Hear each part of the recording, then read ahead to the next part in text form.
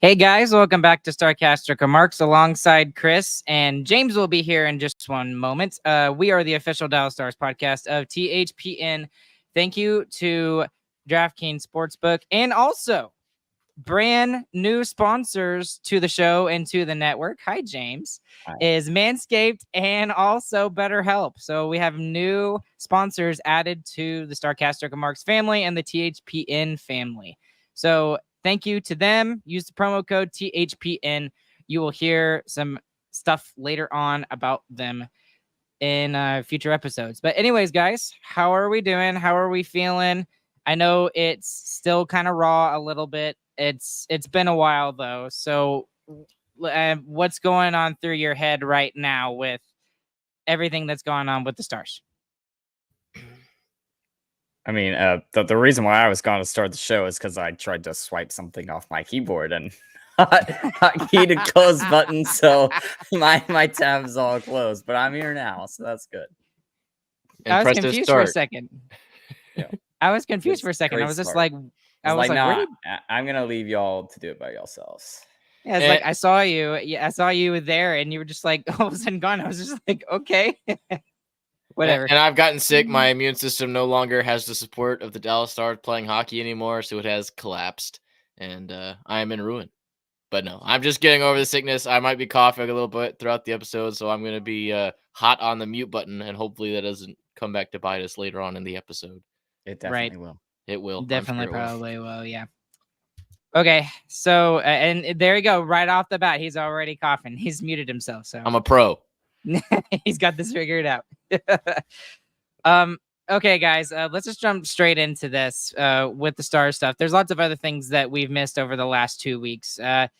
We took a little bit longer of a break than I kind of expected, but to be honest with you, just with personal stuff going on with me, at least with me moving from West Texas back to the DFW area, that's been kind of tough. And then I know both of you guys have your stuff going on. Chris is going to New York City tomorrow, so there's that going on there.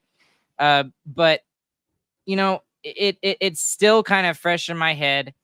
I feel better about it.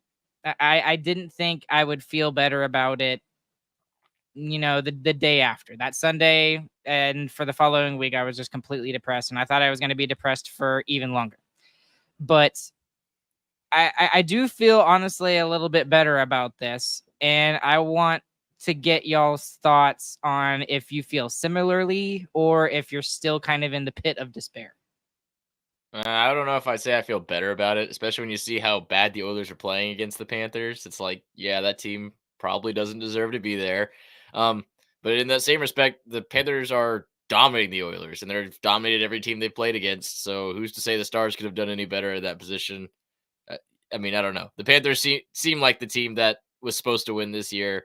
They had the big run last year. They figured out how to play with their new players at the end of last season. They went on that great run, defeating some amazing teams, and they've backed it up this season with a great regular season and a great playoffs now. It just seems like, it seems like it's the Panthers to lose from the get-go.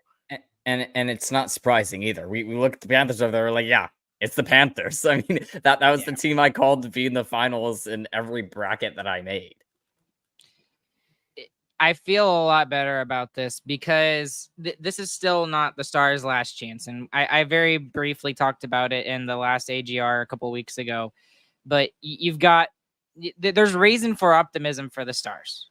All right. We're not the Penguins where all of our best players are still, getting older and older. And it doesn't look like they're going to be able to get over that hump, which, by the way, Sidney Crosby, ridiculous season for him. And he's like, 38 now? He was still a point per game. But for the Stars, yeah, you do have those guys, and we'll get to a couple of them here in a second. We'll discuss that here on this episode. But there's a lot of reason to be optimistic about the future of this team when you've got the Logan Stankovens of the world and Maverick Bork. And, Jason Robertson is still young. Same thing with Miro Heiskanen. We forget how young Miro Heiskanen is. He's not even 25 yet.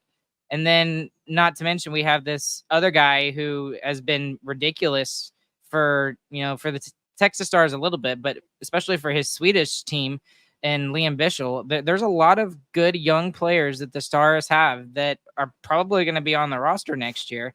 They're going to be on, minimum contracts, which kind of helps out the salary cap situation a little bit as well, which again, we'll get into very briefly today. But there's a lot of reason for optimism, especially for the future. Yep, agreed. So I'm still upset because looking back at the Oilers series, that is still a series that the Stars should win.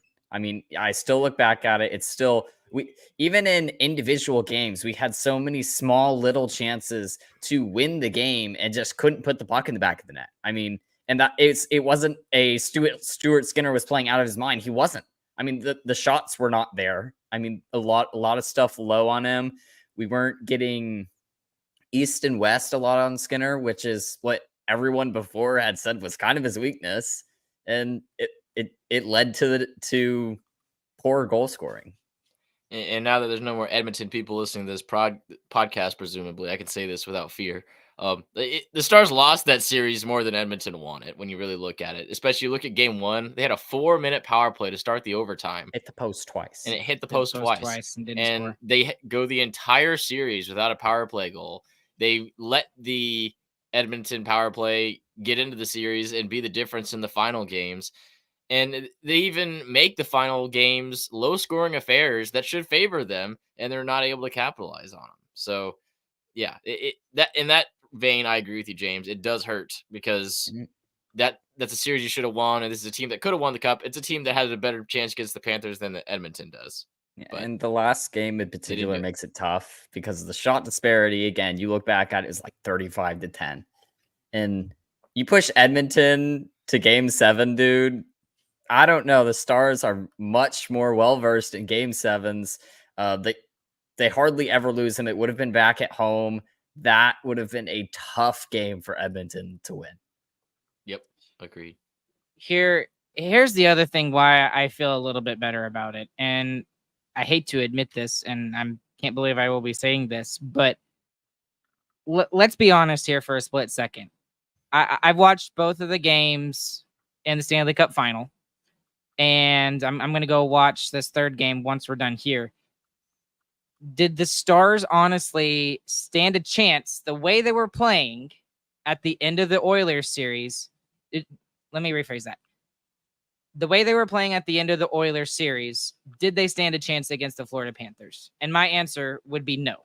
I think Florida would still win the Stanley Cup. Looking at it, I would agree with you now. But every series is different, and that was true from the Stars from the get-go. I mean, the first series, Vegas, we couldn't beat Vegas in the regular season. That was a tight series all the way through. Just barely squeaked that one out. Honestly, I mean, it was inches. There was one like tiny little things, huge goals at opportune times. The Colorado series was very different. It's like you had to shut down those best players, had to, and They did that that's how they won 3 out of the 4 in that series. They let none of them get hardly anything. And the Edmonton series is different again because I mean it's supposed to be you have the goaltending advantage. It didn't seem like either team had an advantage in goaltending, and your execution disappeared. I mean that's just how series go. When you're playing a different team, it flips completely. That's what's so interesting about the playoffs. If you talk about how the Stars played games 4 and 5, no, they didn't stand a chance. If you're talking about game 6, they absolutely stood a chance to beat the Panthers. They could have beat the Panthers. It would have been the hardest team that they faced. The Panthers are the best team in the playoffs, I feel like. After seeing all the series and the first 2 games of the finals, they're the best team. But you always have a chance. The Stars would have had a better chance than the Oilers do right now. That's for sure. I would probably favor the Panthers, though, to your point. I'd probably favor the Panthers when I think about it with hindsight. And the thing is it just seemed like it seems like it's their time, the Panthers, right? It really does seem like it's their time. I think Edmonton's time is coming. They just haven't lost enough yet. But kind of moving on from that a little bit, here's the thing that I'm most concerned about with the Stars, and it's happened in both Western Conference Finals back-to-back years now. It has looked like, and it's been different personnel, right? So it's been the same kind of core players, right? But then there's been new players that have been added that are instrumental to the team, right? It seemed like they just ran out of gas in both series. Did you look at game six? It felt like it. Now game 6 was different in That's the what I'm series like. against. I agree with that point to an extent, but it's that still series was saw it nowhere in near game the 4 and same game 5. as it was nowhere near the same as the Vegas series last year.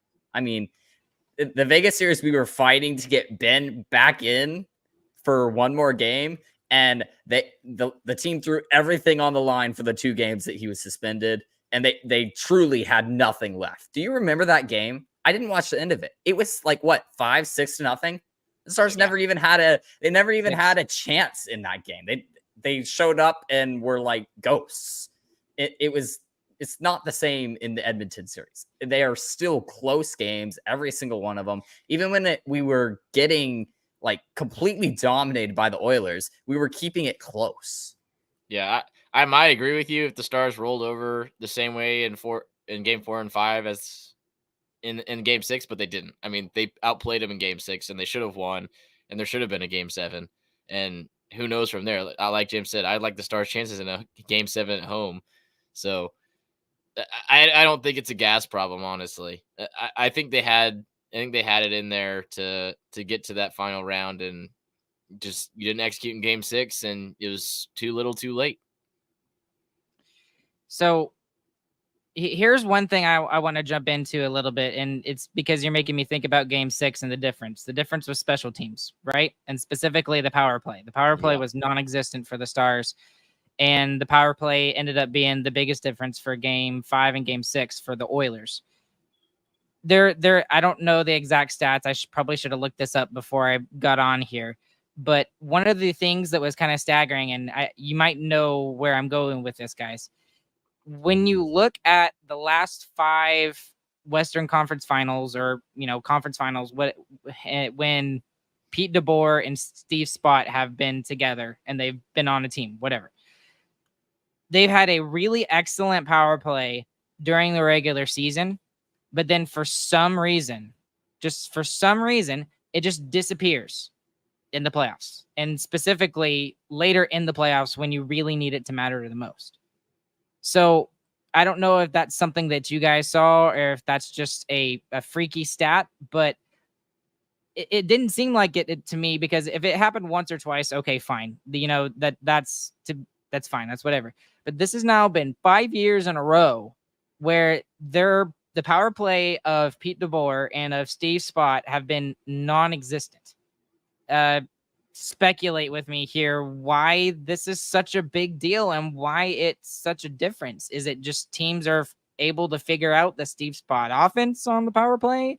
Is it the Stars not, buying into the system? I mean, what's the deal here? Why is that thing happening? I think you're chasing wind with this one, honestly. I mean, you look at the first 2 rounds, the Stars had over 25% on the power play, made it to the finals against Edmonton. Edmonton wasn't just good on the penalty kill against the Stars.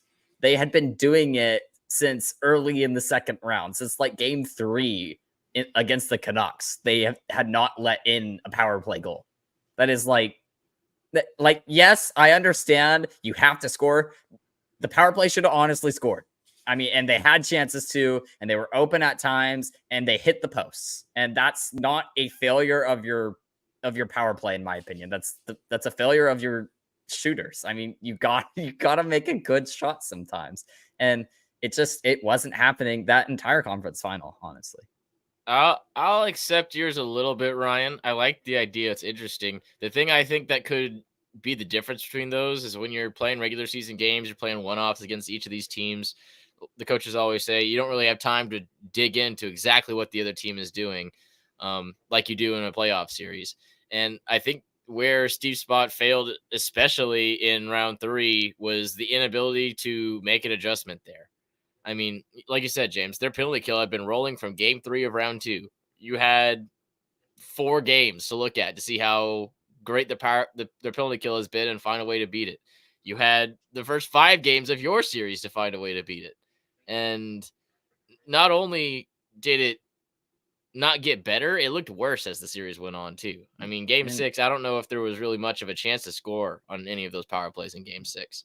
And the only real chance we had, or the best chance we had, was the double minor on McDavid in the overtime of Game 1.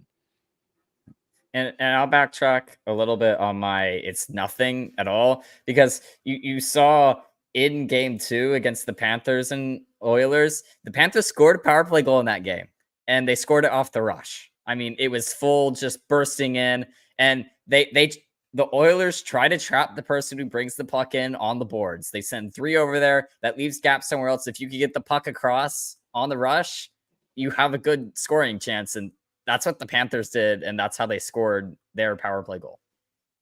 And I think that's from looking at film, like you're saying, James, see how aggressively they attacked their defending blue line, and they figure out a way through it. And I think that's something that the Stars coaching staff failed at doing in that series, is making an adjustment.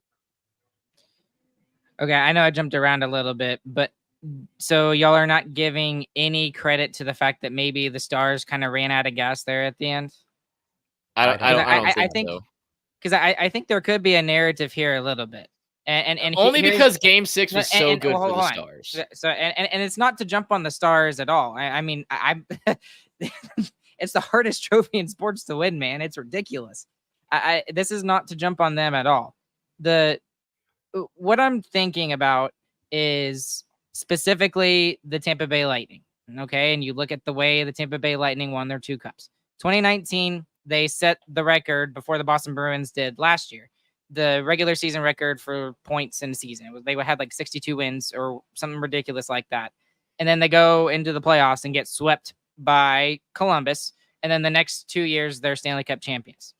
Now, the difference was and it was something that might have been talked about a little bit by just the social media in general of hockey, of all of the hockey world.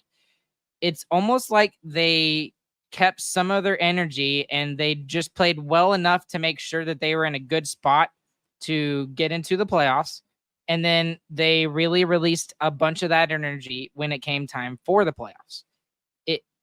And that's why I'm thinking a little bit about, maybe the Stars need to conserve some of that energy. Is that stupid?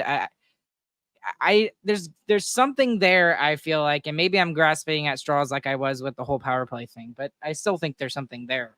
I don't think you can conserve energy really during a hockey game unless you're not playing in it. So it's not like Tampa Bay sat out their players like last 10 game of the season. That didn't happen. I mean, they might have sat him out the last couple if their spot was already locked up. But, I mean, when you're playing in a hockey game, like, it's kind of hard to just say, hey, take it a little bit easier. I mean, you're just going to lose the game then. It doesn't matter who you're playing against. Talk about how good the NHL is. You can't go into a game thinking about trying to conserve your energy for playoffs that are happening 2 months away. I don't think that really happens as an athlete. Okay. So we've kind of talked a little bit about what happened in the Edmonton series. We spent almost 50 minutes on the AGR kind of specifically talking about Game 6. But is there anything else that you guys can think of throughout the series as to what happened and why we lost the series? I mean, I think everyone talked about it. Game 4 was the turning point. The Stars were up 2-0. And they had a breakaway, and there was a huge save by Stuart Skinner. That one was a good save by Stuart Skinner on that one. You can't disagree there. On a breakaway, and I think it was Mason Marchment, and the Oilers turned it around from there. And that's a turning point in the series. And it's crazy. And the Stars almost made another one in Game 6, and they should have made another one in Game 6. And it wasn't in the cards. The worst part of that game was what ended up being the game-winning goal. I mean, the tower was falling. We had lost the lead. They had tied it up 2-2, and we got a power play. And I'm sure every fan's thinking the same thing. What a perfect opportunity to finally break Edmonton's streak and get back in the game and take back control. And Edmonton scores shorthanded, and that was the game-winning goal. And not to dig a knife even deeper and twist the knife, but do you remember who scored the goal? Yeah. Yeah. Freaking Janmark. Dang it, Janmark. Yeah. He had a But tap I mean, in. but that game Could've been anyone. shows what it was. I mean, there was the one turning point where the Oilers turned it around, where Stuart Skinner made a save that Stuart Skinner is not supposed to make, and then special teams happened. And that's one of the other things for me. Otter wasn't bad in the series. Otter was not the bad. better goaltender. I mean, wouldn't I say don't he think was better. either goaltender, I would argue, was better. Skinner stole them game 6. You can say that. But other than that, I mean, Otter's supposed to be better. Otter should be better than Stuart Skinner. I don't think that's even a big toss-up. It's just it's something that I don't think I'm gonna get over. Yeah. This is my biggest one right here. Ardell hit it right on the nose. And this is what worries me a little bit about and we'll talk about re-signing some of the guys, but the top guys didn't produce for the Dallas Stars throughout the series. I mean, there were spurts and there were moments. Robertson was better this postseason than he was last postseason. Still not consistent enough. He had the 3-goal. He had a hat trick in game 3, I believe, right? Yep. Game 3? Yes, game 3. And then, same thing with, I mean, but Ben was probably the most consistent player other than Wyatt Johnston, in my opinion. That whole line with him and Stankoven was excellent. But then you've got Hintz, which I know he's hurt, man. I know you're hurt, but we need more from you. Duchesne didn't produce, and there's questions whether he was fighting an injury. Marchment didn't really score until the final game of the series and didn't really help much. And it's just those players that we relied upon during the series, Pavelski,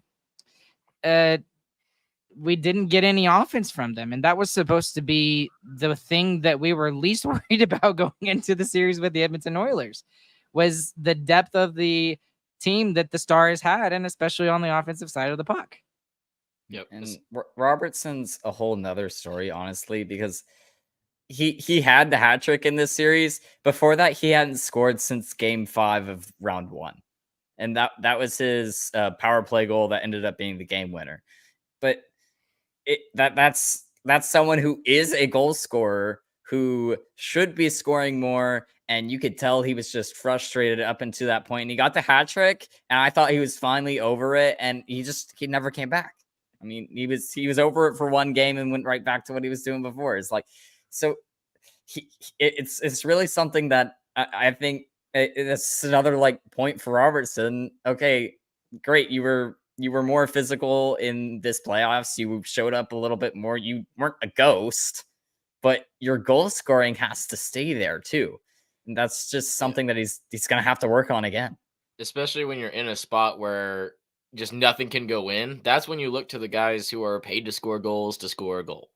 I mean, when you have all those chances and for some reason there's a force field, those guys have to find a way to break through it. And they didn't do it at the most important time.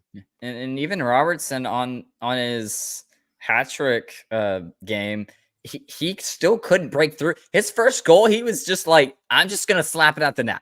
And it went in. I mean, it was a good shot, yes, but like it's just something that you can just tell. He just wasn't, his shot was not fully there. Wyatt Johnston, 32 in the regular season. Rope Hintz, 30. Robo, 29. Pavs, 27. Duchesne, 25. Sagan, 25. Marchment, 22. Jamie Benn, 21. Thomas Harley, 15 goals. We saw like none of that during the playoffs. You missed Thomas Harley completely. Yeah. And again, we have the whole offseason to kind of dissect certain players, and we will do that, don't worry, but we're gonna run out of time for some other stuff that we have planned here today. So I kind of want to talk about Thomas Harley for a second. Okay, go for it then. I mean, last playoffs he comes in kind of out of nowhere and he does amazing in the spot that we put him in, which was a bottom pair role. He was fantastic. This is the first time we see him in important games as the number 2 defenseman, and I don't know if you could say that he failed, but he definitely didn't excel in that position. So is Thomas Harley as a number 2 to Miro Heiskanen a long-term solution? Yes. I think this one is something Harley is going to have to go back and look at and be like, I was playing timid. I mean, we talked about it already. I mean, there were so many times where he would normally make the pinch and get the puck. Like, he gets the puck like 80% of the time on his pinches, and he just never pinched. Never, ever. Even when we were down late in games, when we had to go get a goal, he wasn't aggressive enough. He had zero killer instinct. And that worked out great for him on the defensive side. And he truly was great defensively, but we already know he can do that. But what we need in late in games is to be aggressive. I mean, it was so weird. I don't know if this is like a watching Lundqvist thing and being like, oh no, I can't get scored on or I'm going to be taken out of the lineup. But it felt like that's how he was playing. I mean, you got at times you have to use your offensive ability to go and try and score. And he never used it at all. The whole playoffs. I mean, he was basically invisible offensively. Yeah, that could be especially useful in your last 2 games where no one can find a way to score. Yeah. I mean, try a little bit low to high, see if that works. And the other thing that's a little annoying is like we know he can score clutch goals because that was most of the goals he scored out of his 15 in overtime. Yeah, he had two overtime goals in the regular season, so we know he can be one of those depth scorers who can have big time goals, and just not even getting one is just wrong. It feels wrong. I think we're still waiting on Miro's actual defensive partner that allows him to play on his dominant side. Then that'll unlock his offensive potential while still maintaining his defensive potential. And I think we're still waiting on that player to come. I don't know how it's going to come because it's not going to come up from our prospect pool anytime soon. Because guess what? They're all left-handed defensemen too. So I don't know where it's going to come from, but I think he's still waiting on his partner that's going to push him to a Norris Trophy and hopefully this team beyond the threshold. You know who probably should have been that partner for Miro Heiskanen? Steven Johns. Probably. Yeah, maybe. The right-handed guy. And okay, so to your point, James, I think he was probably talked to a little bit, and it's just the nature of the beast that playoff hockey is much more defensive than in the regular season. I mean, he was a +8 in the playoffs, which that surprises me a little bit. So he focused, right? So he focused really. I think he focused on the defensive acumen, but I think he was told to that. And I'm completely speculating. I bet you that's exactly what his coaches wanted him to do, and he suffocated it to the point where he was not able to get those offensive abilities out when we really needed it.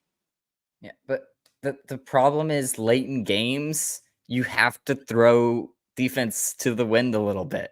When you're down late in games, you have to go and get a goal. And those were the times when it was most frustrating to me watching him play, watching him act like Esa Lindell on every play. And like Esa Lindell's a great defenseman. He is spectacular at that. Harley is better offensively than Lindell is. I mean, there's no arguing that. He can score better. He has a good shot, too. We've seen it. And never, I don't even know how many shots he had in the playoffs. I don't remember him shooting at all. That's fair. Yeah.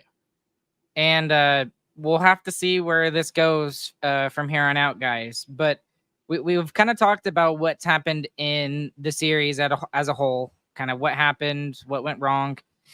So your armchair GM, how do you fix it? What's the answer? Man, we have another hour left in this episode. I think we would need like another 4 or 5 hours to talk about that. I'm sure we're going to talk about this a lot, but I mean, real quick, what do you think you need? I'll hit my key things. I think you got to keep Tanev, and I'm sure we'll talk about him and Duchesne a little bit later on. Tanev is probably the one of the two that is not as likely to stay. I think Duchesne really liked his time here, but I think Tanev is your number one offseason priority because there's not a lot of right-handed defensemen out there, and that is the number one thing the Stars need is him. And I know a lot of people are going to hate it, but I think you're going to re-sign Yanni Hakanpää. especially if you have Tanev back. I think Yanni Hakanpää is, again, a right-handed defenseman. He's a big guy. He's going to be pretty cheap, and there's not going to be anyone on the market that's going to be similar to him available. So I think you sign him, and I think if he's in a third pairing role, he does a lot better in that spot than he did late in the regular season this year.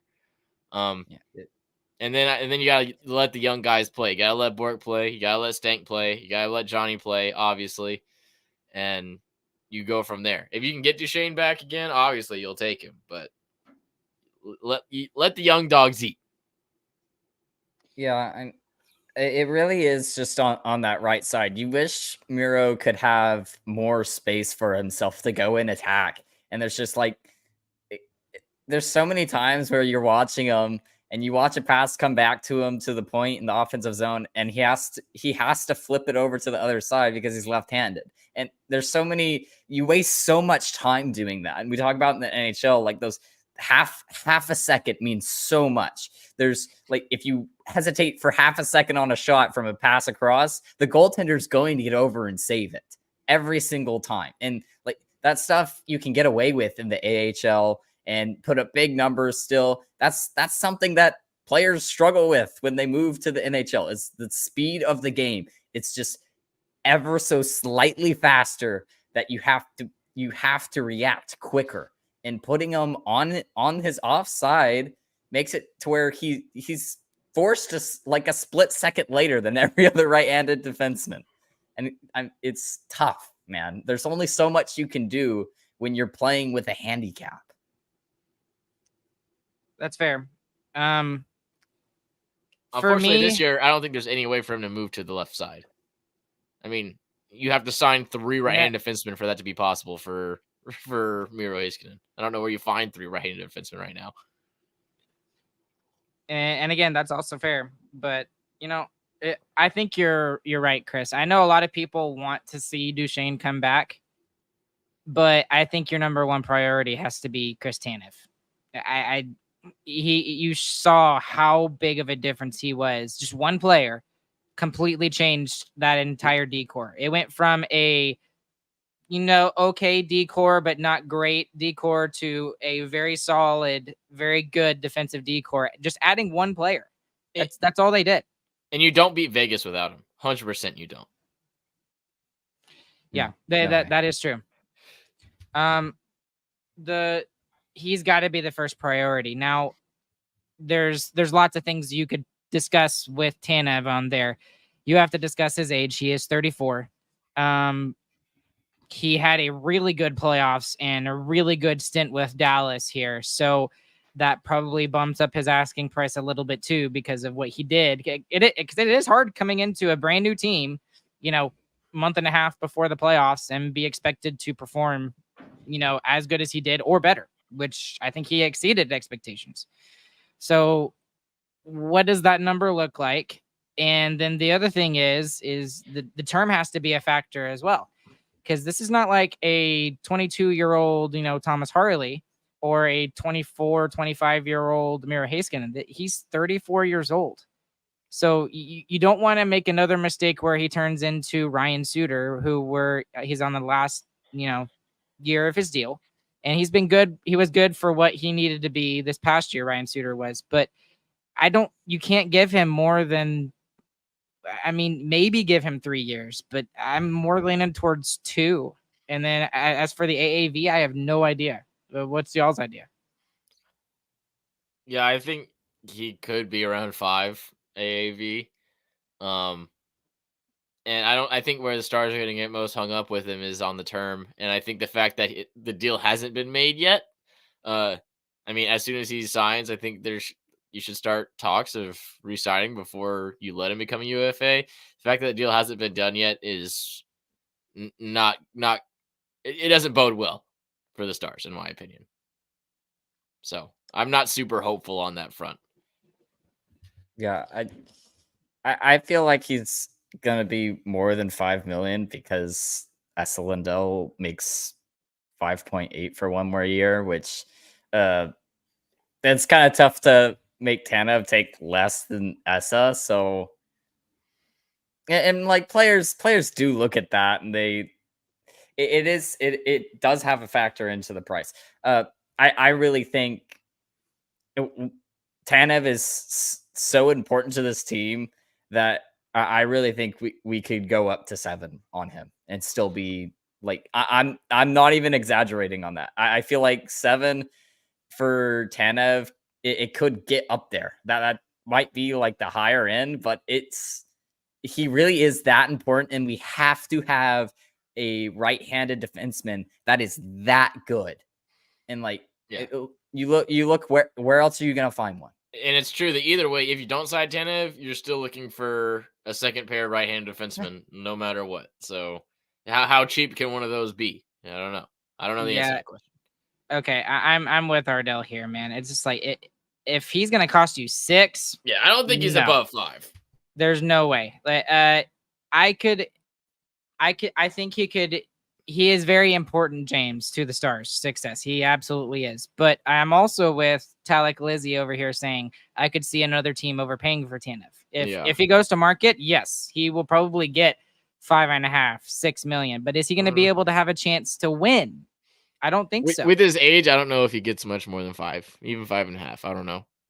My problem is I just don't know where else you're gonna find someone, a right-handed defenseman like Tanev. Where else are you gonna find it? It's not gonna happen.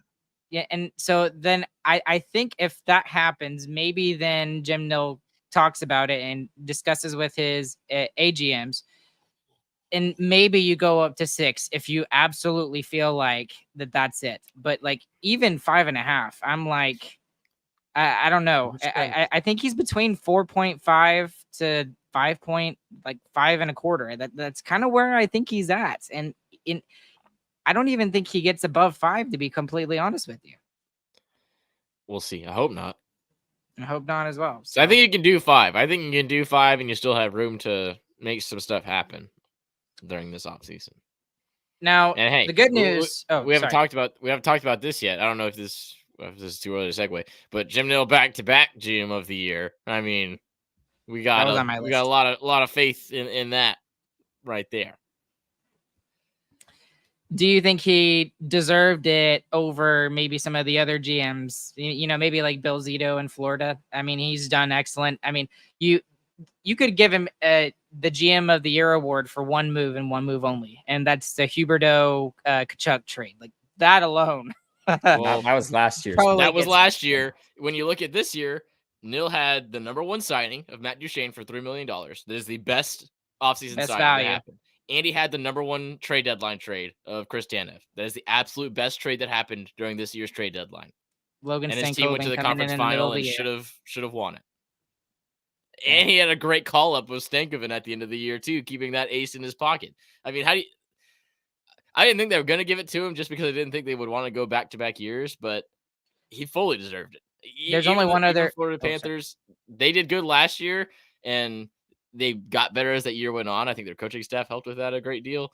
But tell me what move the Panthers did this year that beat either of those moves from Jim Nill. I don't think they have one. That's fair, and that's very fair. They had a lot of good, low-key defensive signings with Dmitry Orlov and with OEL, who signed for a very low cap hit because they had a bunch of their big guys out. I mean, you got Gustav Forsling, who he picked off of waivers, and he's the top 4 defenseman for them now, which is ridiculous. But, that's fair, Chris. And, this is kind of sad to say with me thinking about this, but is Jim Nill winning the GM of the Year award kind of the rest of the NHL saying, hey, the Stars should have won the Stanley Cup this year? I hadn't thought about that until you said that, Chris. I was like, oh my goodness. I think they had already voted for it before the conference finals ended. I think they voted for it after round 2. Okay, man. Not an important thought, but I don't know. It's just a sad thought in the back of my brain there. It's just a squandered opportunity. Best offseason signing, best trade line. It's squandered opportunity. Means nothing. Okay, we're gonna try and run through. James. We're gonna try and run through the rest of these pretty quickly because we still have a lot to do. We still have to get to the Who Cares segment as well. So we'll get to that when we get to it. good news about both Chris Tanev and also Matt Duchene. They both want to stay. We'll talk about Duchene on another day, and we'll also kind of dig into the end of year locker clean out interviews and stuff like that. We'll have an episode where we talk about that. But the biggest thing we have to mention before we move on from anything else is the exact thing that we were all dreading. Joe Pavelski has more than likely called it a career. He came out with his locker cleanout interview and mentioned that the plan was that this was going to be his last year. It was not a formal, retirement. There's nothing there about that. But he said the plan for right now is to not play hockey next year. Now, a really weird way to put it, in my opinion. I mean, that was strange. I feel like. But let your mind sit, see what happens. I mean, I guess that's really what I think it is. I think I'm done. I'm going to go take a break over the off season and see how I feel later on. Yeah, I guess. I mean, if there's anybody that could do this and like take a year off and then come back as a 41-year-old and be able to do it, he would probably be able to do it, along with like Yager and Chilios and those guys who played for a long time. But and maybe he does the same thing that like Patrick Kane did. Now, Patrick Kane was a different circumstance with his injury, but maybe he just signs in December or January or February and sees where the Stars are at, and he's like, you know what? Okay, fine. I'll do one more run and we'll see how we go. But it was just weird to see him leave the door open like that. You know, it was weird. Because he doesn't want it. He doesn't want it to be I think over. that's more what it is than anything. I think if they had won the cup, he would have for sure been like, "All right, cool, I'm done." But since he was so not even a question, lost it, I think I think James is right there too. I think he doesn't want to end it because he hasn't won the cup yet, but he knows he should. So he's gonna wait until he's actually calmed down from the emotions of the playoffs and be like, "Okay, yeah, I should stop." So that's more than likely what's gonna happen. Every year he plays now is risking greater and greater injury and worse quality of life for the rest of his life. And this is someone who's already had 2 major brain or head injuries. And you get late into you're getting into your 40s now. It's going to get worse if you get injured now. You have to take a step back and look at it that way too. And that's just, I'm sure that's part of what he's thinking about right now. So let's talk about him and him as a player and his career in general, because I know that it's not official, but it really seems like this is it. One of the conversations that's been had by a lot of people is he a Hall of Famer? For the U.S. Hockey Hall of Fame, I think there's no doubt he's a first ballot U.S. Hockey Hall of Fame. But the one that everyone is talking about is he in the Hockey Hall of Fame, like the Hockey Hall of Fame? And there is, lots of arguments for it and against it. He never really won a major trophy. I think he got close to winning the Lady Byng a couple of times. I mean, but an argument for him being in this is the fact that he has 204 playoff games to his career. Not many people can say that they have that in their career. And he outscored some big names, including Sidney Crosby and Alex Ovechkin in the playoffs, just based off of the amount of, playoff games he played. So let me ask y'all, in just his career, is he a Hockey Hall of Famer? You're muted, Chris. Finally, it backfired. I didn't unmute. I think he is, just because of his individual stats. You look at those and how he's one of the greatest American players to ever play in the NHL. I think that alone puts him through into the Hall of Fame, in my opinion. It's so tough when you come down to truly who is the greatest player, the greatest players to ever play the game. And he's probably one of the best playoff performers ever. I mean, I don't think anyone's doubting that. But you talk about that, and then you're like, he still never won it. it's just like the one thing he was really good at couldn't push him over the edge. And that's just like, that's so tough to argue that he should be there. I mean, you can talk about stats all you want. He's got he's got no medal at all. I don't know. When you look at who goes to the Hall of Fame nowadays, I tend to want to agree with you, James, that I think it should be a stricter deal than it is. But so many players go to the Hall of Fame that are questionable, in my opinion. And because of the standard that has already been set for Hall of Famers, I think Joe Pavelski is a no doubter to be in the Hall of Fame. But it's such a hard argument to kind of talk about because there's players like, for example, Alexander McGillney. I know y'all didn't really get a chance to watch him play. I got to watch him a little bit towards the end of his career, but he had a 70-goal season. This guy had a 70-goal season, and he is not in the Hockey Hall of Fame. Like, if you go and look at his stats, like, everybody around him is in the Hall of Fame except for him. I don't understand that. I'm going to get off that horse for a second. But, for Joe Pavelski, there's players like Pierre Turgeon, former Dallas Star, Henrik Lundqvist, both Sedin brothers, who didn't win the Stanley Cup. And I think it's going to be harder and harder and harder to make that an argument. Well, he didn't win a Stanley Cup. Well, there's 32 teams in the NHL now. Back even like back in the 90s, there's only like in the 20s. And so it's going to get harder and harder to kind of make that an argument and say, oh, well, he has to win a Stanley Cup in order to get into the Hockey Hall of Fame. I think that argument's going to fall by the wayside, and I think it should start now. I mean, you got a guy who it's already not an argument, and the Sedin brothers is a perfect example of it. I mean, those are guys who didn't even perform super well in the playoffs. I mean, we compare it to Joe Pavelski. Joe Pavelski almost single-handedly carried the Sharks to a Stanley Cup. So it's always a bug around here, my goodness. But no, I think that's already not an argument that's in place for the NHL, that you have to have a Stanley Cup. So okay, last thing about Joe Pavelski, and then we'll kind of move on to a couple of other things real quick because we're getting up there already. But the one thing I did want to point out is in the exit interviews, there were a lot of players that got very emotional about talking about Joe Pavelski. And obviously, Jamie Benn was one of them who was, visibly shaken. Obviously, Wyatt Johnston, he's been living with Joe for the past 2 years.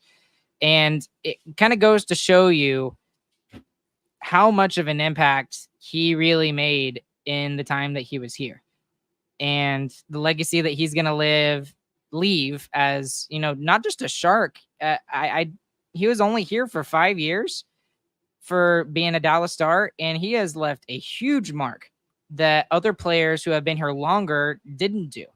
So I think that's something that has to be said, and how much of a difference he made in a lot of these players' lives, especially the young guys. When you look at the young guys who are coming up for the Stars right now, one of the reasons why they're so good is because of Joe Pavelski. You look at Hintz and Robertson, those two guys and him, that line for a really long time was one of the most dominant lines in the NHL. When you look at Wyatt Johnston, who he's housing, when you look at Logan Stankoven, who he housed for a little while as well, he has made such a huge difference in not just those players, but the whole organization as a whole. So, I mean, Tom Ghilardi, Jim Nill, they owe a lot more than money to Joe Pavelski and the success of the franchise moving forward, in my opinion. Yep, agreed. I think I already boohooed about that last podcast, so you did a little bit, but it's really cool. What was really interesting about Joe Pavelski's exit interview too is he got visibly, shaken with his emotions when he started talking about the older guys from San Jose, which I thought was very, very cool. Like the Patrick Marleau and Joe Thornton and those sort of guys. It was very interesting to see how much of a reaction he had to those guys, because there's a lot of guys on the Stars that are like that to him right now. And just really cool. Really, really cool situation. Okay. Last thing. I hate to spin that one into a bad thing, But I'm sure all San Jose fans, when they had that core team with them, they were like, all right, it's only a matter of time until this team wins a Stanley Cup. Shut up, Chris. And Shut up. the Stars have had back-to-back conference You- finals losses, and it feels like, hey, this team is going to be good for a while. It's only a matter of time. But we've seen many times where the Sharks were good for a while. They just never won. exactly there's a chance that it the Stars can happens. be in this There's great window to always win. there's always a and- team. There's always a team that is that good that just can never do it. There you go. I muted him for you, Ardell. I purposely muted him. I just Just want be to quiet. say that there isn't there's no guarantee the Stars are going to win a Stanley Cup, even though they're this good of a team, and it looks like they could be for a while. So Right. And that is fair to say. But shut up. agreed. Okay. You telling yourself to shut up. Okay, I want to mention this because this is cool. Utah has announced the last 6 names for their team for next season. They're gonna take their time in exploring those options, and we'll talk about that here in a second. But first off, I want to show you guys is the jerseys. The jerseys were just released here a couple of hours ago, and I mean, I know it's kind of generic, but I mean, what do you think? I think they just called the PWHL and were like, "Hey, you got any more templates lying around?" And they grabbed one. Nice. They I look mean, fine. Y'all Yeah. know I'm a sucker for the diagonal words, so I kind of like that. I don't think I like the teal. I think that's a It's- Sharks thing. It's too close to the cloud Sharks. blue. color. No, that's more of. I think they call it It- mountain blue. Is what It's they like is what a they call it? baby blue. I don't like it. Yeah, It looks. let me see. We already have the Sharks. It looks like you took the Sharks colors and you took Made it the lighter. Kraken's colors and you put them in a pot and you mixed them up. It looks too close to That's- both of them. That is accurate. Here we go.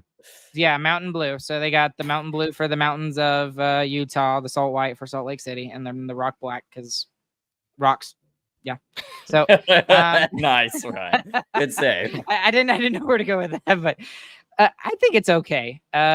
We knew it was going to be something like this, but I'm excited to see how they do next season. They got an upcoming team, and they got a bunch of young guys.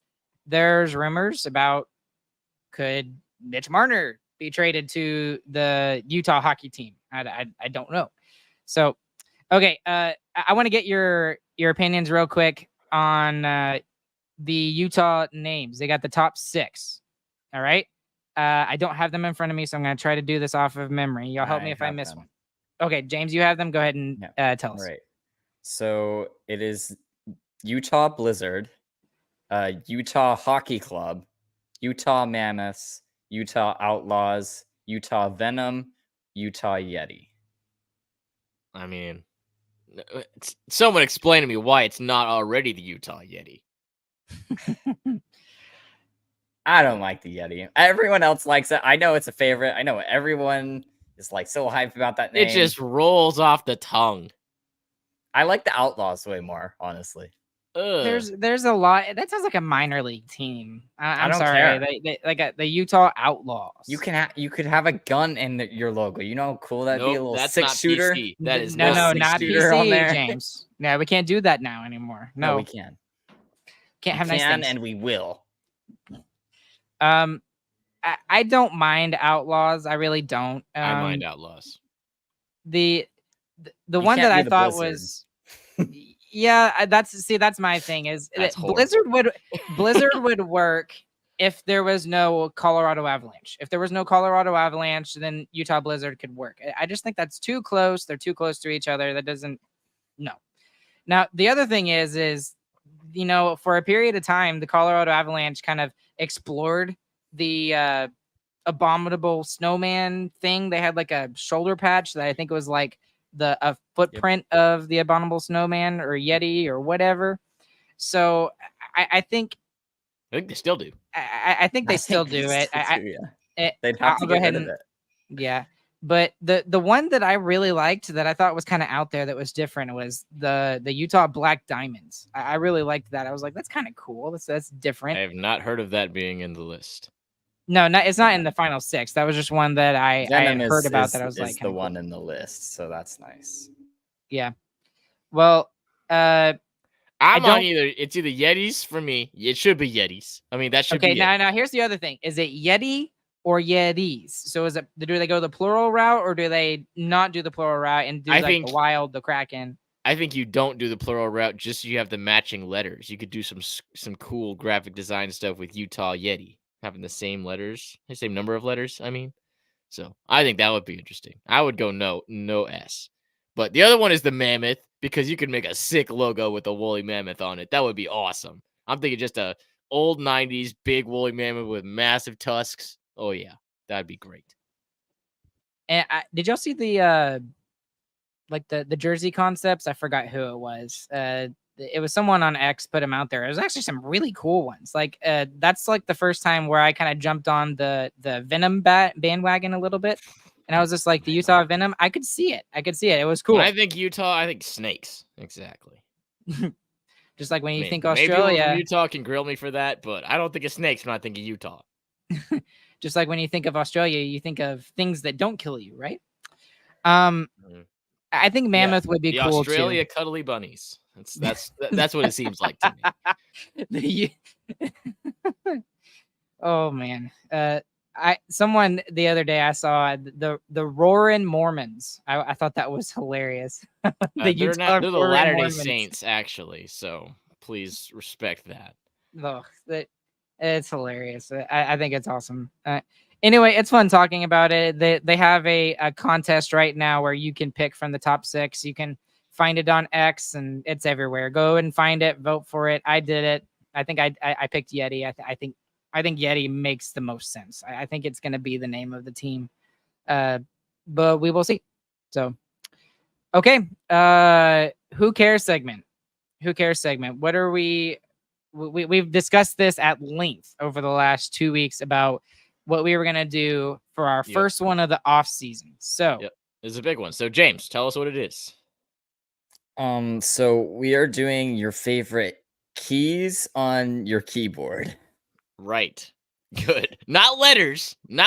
Keys. Any keys on the keyboard. That's a good one. And we totally thought of this before. I definitely didn't just look down at my keyboard and decide this just now. Oh man. Okay. As I see Chris contemplating which keys are the best. What are you talking about, James? He thought about this way beforehand. Yeah, no, I'm just being contemplative and thoughtful, James. So please don't disparage me. Chris, number 3. Number 3, I'm gonna go with the / and question mark key on my keyboard. That might be different for some of y'all. I got this weird one. It's / and question mark. And I like that one. It seems like it has a lot of multi-purposes, but they're weird multi-purpose. You don't use it all the time. You don't use it on every sentence, but when you do need it, boom, right there. I don't know. All right, Ryan, number 3. I think my number 3, I am going to go with, I don't know. I have 4. I can't. You can only. You only get 3. I can't get rid of the last 3 or the last 2 are what's kind of difficult. Okay, I'll go with the delete button. I'm gonna go with the delete button. Just fantastic delete button. That's all I got. James, number 3.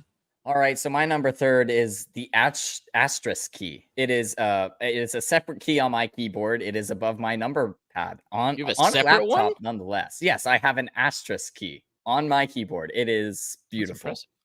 Oh, I do too. I don't know if y'all can see this. I'm gonna go with C. See, it's right there. Me and Ryan have the same keyboard. I'm gonna go with the C button. That's your number 2nd? Because my name starts with C. Wow. Nice. That's great. Okay. All right. I am gonna go with the enter button as my number 2. As my number 2, just because I use he's getting rid of stuff and he's adding stuff now. He's got both his bases covered. Yep. All right. My number 2, it's gonna be the volume up button. Okay, we don't turn the volume down here. Okay, always up. Always up. And up. It always goes up. I'm always blasting everything at full volume. My number 1 is the space bar. I mean, it's the biggest. It is the biggest button on the keyboard. It's amazing. It's the size of 5 it's buttons. A great pick. one button for 5.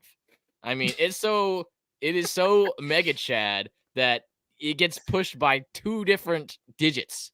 2 different digits are at all times on this button. That's how important it is. Spaceball. This is the worst segment I think we've ever No, done. this is the best. I think this is the best one. This we've is ever done. great. How dare you?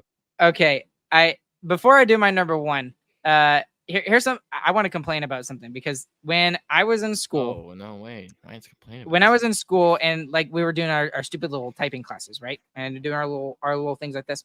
Okay, when you were doing typing, right, and you learned to do, I can't even get it. There you go. The C. It told you to do this with your middle finger from the D to the C. That's the stupidest thing ever. I never did it. I always did this from the F to the C. I don't know if anybody else cares about that, but that's always been a pet peeve of mine. I always use my pointer finger for the C. I don't get that. It's stupid. They told me to use the middle finger. That's stupid. Okay. Anyway, my number one is the caps lock key. I would say that is my least favorite key. I hate hitting that key. I love that key because when I go to troll people on X or whatever on my my hidden account, he's got a burner. Confirmed. I have a burner. I consistently use cap locks like I'm an older person that I already am. Just click and hold shift like the rest of us, Ryan. Yep. That's stupid. Why do that? I'm sorry, but I gotta come at you for this one. There's a couple reasons why caps lock is a terrible key. First of all, you forget it's on, and then you can't get into your computer. I mean, it's like, what the heck? Why can't I get into my computer? And then you see the little words at the bottom says, just so you know, caps lock is on. Well, it warns you that now. I probably don't know that. You should probably just let me in anyway, even though it got caps lock on, you stupid computer.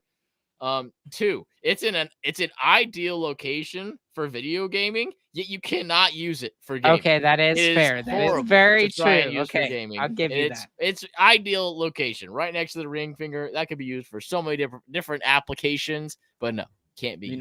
You could always just redo your key bindings, Chris. You can always just redo your key. James, anyway, I'm not a techie boy like you. Since we're talking about video games, the W key is my favorite key. Of course, you walk forward. That's the best key. W mouse 1. Yep. W. You just walk forward into everyone. Also, it's W for win. By the way, James, what level are you on Elder Scrolls right now? You've been on an Elder Scrolls kick the last week. You mean Skyrim?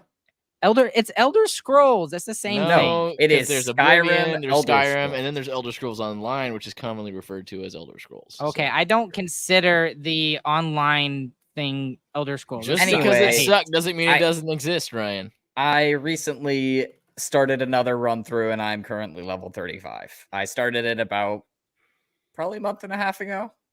What race, James? Red Guard. And you had one. Aren't you like picking up like all the mead? Anytime you see mead, you pick it up? I pick up all the wine and all the alcohol I see in the game. I don't drink any of it. I put it in a barrel inside of my house, and I probably have like hundreds of bottles of alcohol. I would love to see how much money single-handedly like trying to push Skyrim towards abolition. Prohibition. Oh my god. Abolition. He's gone. He's gone. Oh man. Okay, I did not expect that to go there, but okay. Anyways, did we even get your top, James, or did we get Chris's top 3? We got it. Okay, I forgot if we got there. Yeah, okay. Spacebar, the big one. Oh yeah, that's right. Okay. Anything else, James? No, that's it. Yeah, y'all both did it. You both exited at different points. I was at the beginning. Chris is at the end. Oh man. Okay. Anyways, guys, thank y'all so much for hanging out with us here this evening. We're gonna go check out Game 3, Florida and Edmonton. Go Panthers! Screw the Oilers. Thank you to Manscaped and also BetterHelp and DraftKings for being our sponsors. Appreciate them as always. 98 people listening live here today. We appreciate y'all as always, even more afterwards. Please consider hitting like and subscribe on YouTube. If you're watching on YouTube, leave us a 5-star review anywhere you listen to your podcast, and follow us on social media everywhere at StarcasticR. Go and check out sarcasticremarks.com and lots of other things coming up here soon for this podcast. Just for those of you who are going to try to keep up with us, we are going to be doing every Sunday night. Every Sunday night is going to be our weekly episode. We may do some during the week if there's extra stuff going on that we need to talk about. Otherwise, we're just going to stick to our once a week Sunday format. It'll be live and available on the audio side on Monday mornings for those of you that have a drive into work. So anyways, we'll love to see you guys then. We'll be with you guys again Sunday night. Lots more to talk about. And alongside Chris and James, well, kind of. Chris is not here now. He left. My name is Ryan. We'll catch you guys on the flip side. Hope you guys have a good, fantastic morning, afternoon, evening. Whenever you guys are listening, we'll see you guys again on Sunday night. Bye.